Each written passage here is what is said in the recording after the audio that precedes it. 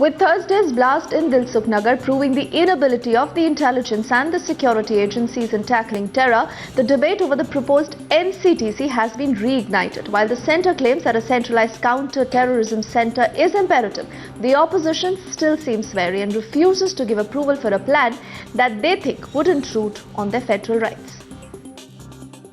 देखिए, ये धमाके के बारे में पूरे देश में हम अलर्ट के मैसेजेस दे रहे हैं और हम ये एक्सपेक्ट कर रहे थे कि जब दो एग्जीक्यूशन हो गए इस देश में, उसके बाद उसका रिएक्शन थोड़ा तो आना था। इसके लिए हम अलर्ट कर रहे थे। And yet, there was nothing that was done to prevent Thursday's terror attacks.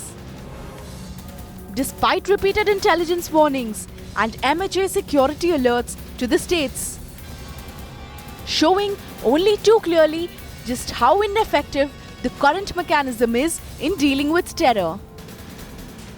Reopening the old centre versus state debate over the need for a centralised counter-terrorism centre. केंद्र की एजेंसियों के बीच में भी कोऑर्डिनेशन बहुत जरूरी है। हम अपेक्षा करेंगे कि आतंकवाद की लड़ाई में इस प्रकार से काम नहीं किया जाए कि राज्यों के अधिकारों को एक प्रकार से कमजोर करने की कोशिश की जाए। UPA government's efforts to set up NCTC post the 26/11 attacks had met with stiff opposition from the states, who accused the centre of infringing upon their federal rights. But the latest terror strike in Hyderabad, exposing only too plainly the lapses in communication and the lack of coordination, invariably tilting the scale in favor of the centre's argument. देखिए, ये कोई राज्य का मसला नहीं होता, ये पूरे देश का मसला है। पूरे देश का मसला है तो स्वाभाविक तौर पर केंद्र की कुछ खास जवाबदेही इसके लिए बनती। ऐसे मामलों में कोई अलग आवाज नहीं रखते।